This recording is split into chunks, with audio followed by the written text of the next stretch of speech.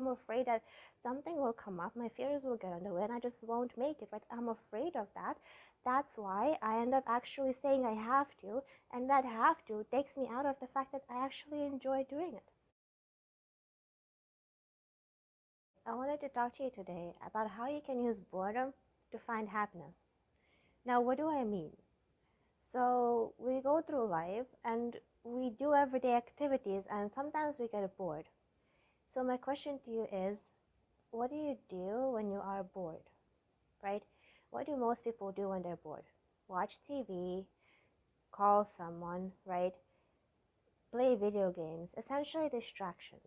Okay, those stuff is distractions, because when you turn on a TV or you are trying to do something just to do it, or playing video games, it's like almost like you're distracting yourself from your feelings, from the reality, until you have to go back to work.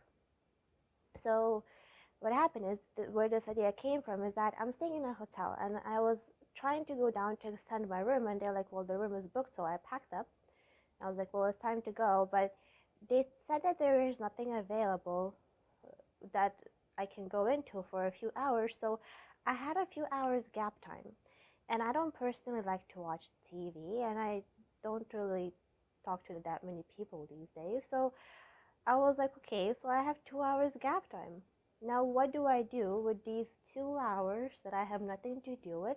If I don't really want to be distracting myself with TV, and my laptop was already packed, so I was like, okay, and my books were packed too, so I packed everything. I'm like, I literally have 2 hours to do nothing. I didn't feel like unpacking, so that time period, that gap of few hours that you can just kind of sit and be like, well, okay, I have 2 hours to do whatever I want, because after those 2 hours, I gotta go relocate and I gotta go back to work, right? So you have these 2 hours to do whatever you want, and most people default to watching TV, right? But it's almost like if I think of a TV, it's like you're watching someone else's life.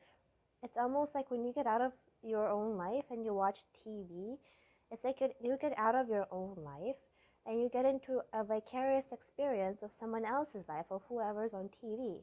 But if you were to just sit with yourself in that, what I found is that, like, okay, I have a few hours, so what do I want to do? I literally just started making videos and listening to music, because this is just what I like doing. Okay, apparently I like making videos, and I've been doing it, but I didn't even know how much I like it, because I was always like trying to say, okay, I have to do this. I have to. You don't have to anything. Okay, you don't have to anything. You want to. You prefer to. Like, I would prefer to, because I don't want to have the consequences, right? But in essence, we don't technically have to, because if we don't, the world will go on, okay? Life goes on.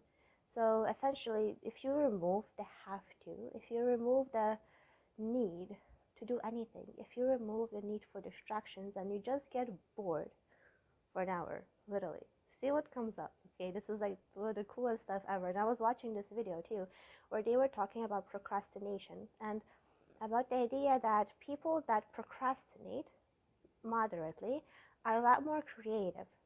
So there's like three kinds of people: the precrastinators, the ones that do everything right away; the procrastinators, the massive procrastinators that wait until last minute; and the middle ground, that wait a little bit, do it kind of as they go. The middle ground is the most creative, and in that video they said that it's because essentially that middle ground allows themselves time to be bored and kind of think on the ideas.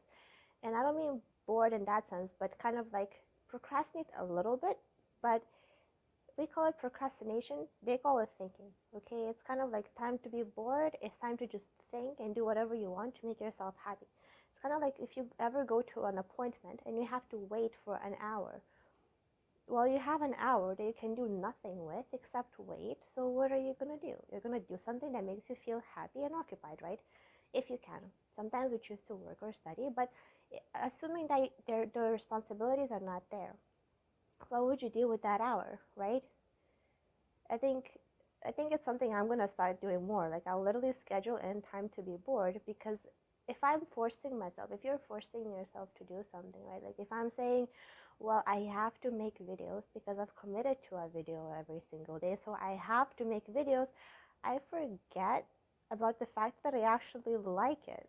So it was like I was getting to a place where I was literally forgetting the fact that this is something I like doing, and I was going to a place where my uh, like this action that I like was becoming a responsibility. So oftentimes we take on these responsibilities and it stresses us out. Like it was sometimes stressing me out because I'm like, well, I have to. So how do I make it perfect, right? But then there is no perfect. But then I would still try to do that because I'm still human. And it's like, well, there is no way to do that. So, but then when I had the free hours in the morning, it's like normally what I would do is before, when I had all of my stuff out, I would go to my computer or I would do something or I would kind of try to be active and productive, right? Like I would always try to do something and I would always think that I should make a video, but I would never do it until like late evening because I would just feel like kind of this block. But that block was because I was trying to make myself do it. I was pushing it. The second I stopped pushing, I had a few hours. I was like, I can do whatever I want. I forgot about the video completely because I was like, well, I normally do them in the evening sometimes. So I just have a whole day free for a few hours, right? It's like early. So but then I realized this is actually what I like doing. So oftentimes it's crazy that the stuff that we have as our responsibilities, maybe once it was our passion, maybe once we liked doing it, but then somewhere along the way we kind of shifted to, well, now I like doing it, and especially if it becomes maybe part of your life or your job or something you do on a regular basis, right? You once liked doing it, but the second it becomes responsibility, it takes out that joy because it doesn't say, well, I have to do it. So it takes out that freedom of choice to do it because you want to, because it makes you feel good. And even though it can still make you feel good, we often forget the reasons we do it. What is the reason you're doing it? Are you doing it because you have to do it? Or are you doing it because you choose to do it? Because if you really think about it, the have to's that we have, we don't technically have to. We prefer to because we choose to do it because there is less of a potential of a negative outcome in some cases. In other cases, we choose to do it because we prefer the outcome or we just simply first like the activity and it becomes part of our daily routine. So we choose to do it because we prefer to do it for one reason or another. Either it's beneficial to us, to someone else, or to a future, or to environment, or it's beneficial in some way, shape, or form.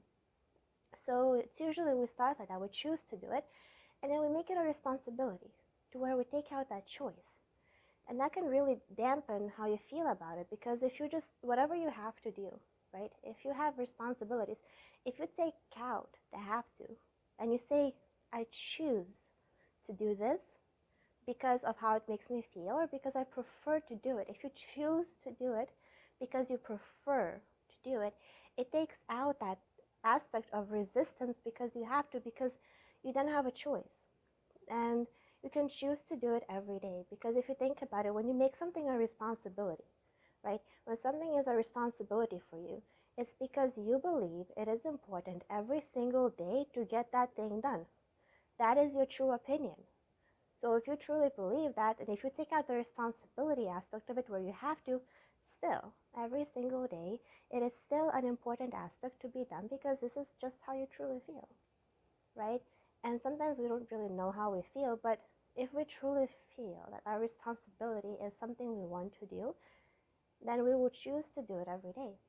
And it doesn't change any actions. This is not something that I mean in terms of actions. It's because it's just how you approach things, right? Like if I'm allowing myself this space, knowing that, yeah, I do need to make a video a day because I have committed to it, but I don't insist on how or where or why or when. And I think the key is really the why, right? Like, what is the reason you're doing it?